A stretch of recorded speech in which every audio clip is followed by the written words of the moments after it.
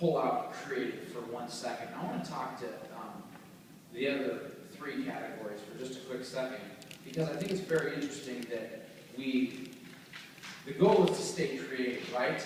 But what happens is you come up here and you see stories and amazing breakthroughs of hope and just really some radical things. And sometimes we can stop and start getting into comparative reality, or why they're different, or they have more confidence. And I just kind of want to, I was getting ready to say quiet and negative chatter, including Lorelai.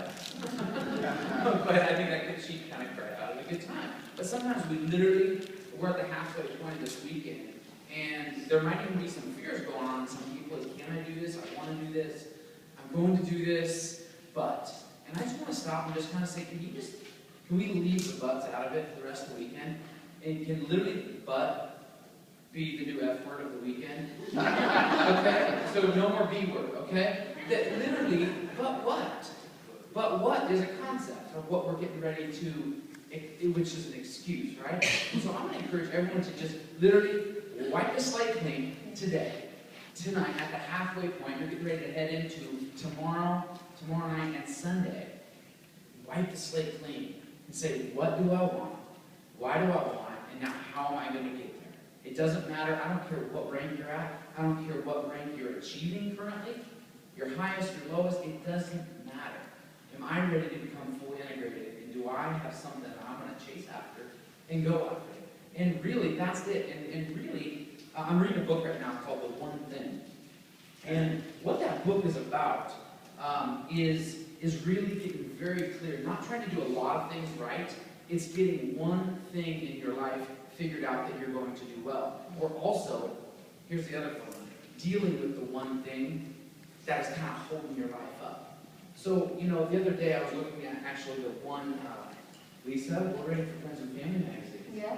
The back of it, and also in Dr. A's book, is the guy holding the rock and the concept. Well, sometimes we think concept is a thought process or something, but what about the one thing that is holding you up from getting you to where you want to go?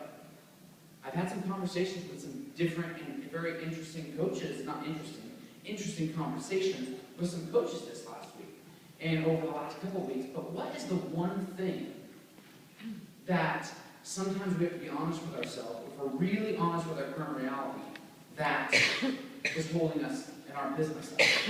What is the one thing that I'm choosing to deal with to advance my business this weekend? What is the one thing that I need to let go and say, you know what, maybe my wife is not going to do the business with me right now. Maybe I do have 3 screaming kids at home right now with grandma and grandpa or something, and I'm going back to this, and my situation is different. It's dealing with that and saying, you know what, it doesn't matter. I can do this, and I'm going to do this. And it's kind of, you hear me maybe talk, and others talk about sometimes about making a decision, but it's really dealing with the one thing that may be holding your business up right now. And that one thing can be different for somebody. For some people, it actually might be dealing with something else. I was talking to somebody else that was a coach that felt extremely out of integrity because they were still using tobacco products on the side. But they finally came to the realization after 8 months that that one thing was what was holding them up. Other areas, it's someone in their emotional intelligence or their meltdowns, around the clock or around other people, or maybe what their coaches don't see. It's getting that professional help where you need to get that one part of thing, your one thing figured out. And I just encourage everyone here is to be very honest. What is my one thing? If I was to, one, be honest with that, of where I can grow in and where I can develop in, but more importantly, if I can do one thing right for a short amount of time, or consistently, and it doesn't have to be major. It really doesn't have to be major. But if I can do one thing right, maybe that's just committing to calling my health coach and committing to mentorship calls consistently between now and convention. Even when you're not in the mood to call your coach because you're having a crummy day, and not bailing out 3 weeks in and making excuses, and then the mentorship calls kind of fade off into the distance. You see, it's being consistent with that one thing that you know that you need to be honest with yourself. I'm going to close with this. I'm going to tell you what my one thing was. When I love to be around people, right? But I also know that I do not do well when I'm not around people. So guess what? I set my own self a bio network. I asked my sister to come. She moved in with us. You know, it was because I wanted to be around people. We choose to have events at our house, and I jokingly say with the coaches, oh, you think it's for you? No, it's actually for me, because I know when people come over to my house, it's fun. I need to be around like-minded people, but I know that going in, so we schedule our life out 3 months in advance to be around advancing like-minded people, because I know that that's what's going to keep me in a creative process and not let me get down into the weeds, the blaming, the managing of it. You see what I'm saying? And so I encourage you just to literally stop and say, what is the one that I need to deal with, or that I need to do consistently that's going to move my business forward? And whatever you're thinking right now, that's it. Okay? That is it. Because literally, that first thing that comes to your mind, write it down. Stop, write it down, and go, you know what, I'm going to deal with this. Or two, I'm going to do this consistently and make that happen.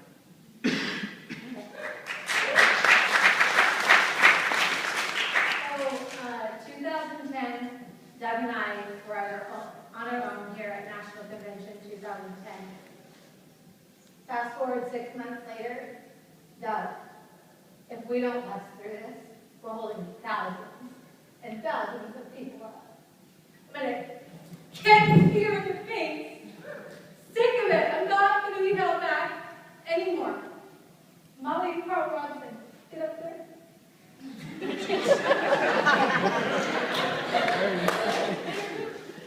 These people, they're going to come on, get up there.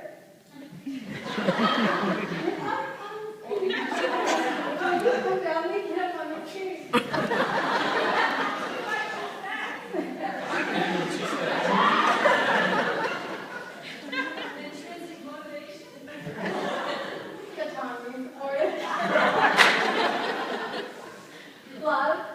Love casts out all fear. Carl and Molly, you have been dear friends. You've been on this journey with us. And I'm so thankful for you.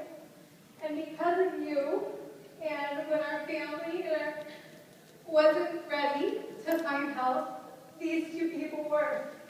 And they revolutionized the people in our world. Becca Tinter, Kevin, come on up here. Because Carl and Molly found help, Becca was inspired by her. Now Kevin and Becca shout out your whole team and bring them up here. First bring up Betty Gutman Lonnie. Okay. Livingston, Sherry Peoples, got my Phoenix here. That's the whole got me. Okay, Jill Riddle, Daniel and Mary Good, Jess and Shannon McQueen, Lauren Vecchio, I know I said the name wrong, sorry, Lauren. Lisa Lyons, Megan Peel,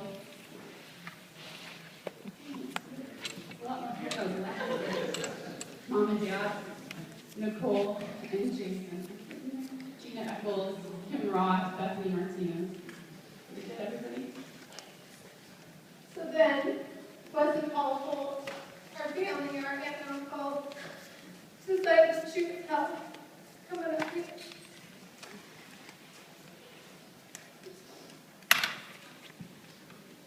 Will you shout out your team? Sarah. Anybody else? Diana. Kathy Taylor. Lisa. Gloria. This line is 3D. Kevin and Becca Disher are 4D of EDs. Another month later, Jean Schneider, a longtime family friend, calls Doug on the phone and says she's finally ready. Jean, will you shout out your team? Anna, Danny, and Renee. So my family, my sister Mandy, had been on the journey, and she finally decided to coach coming up this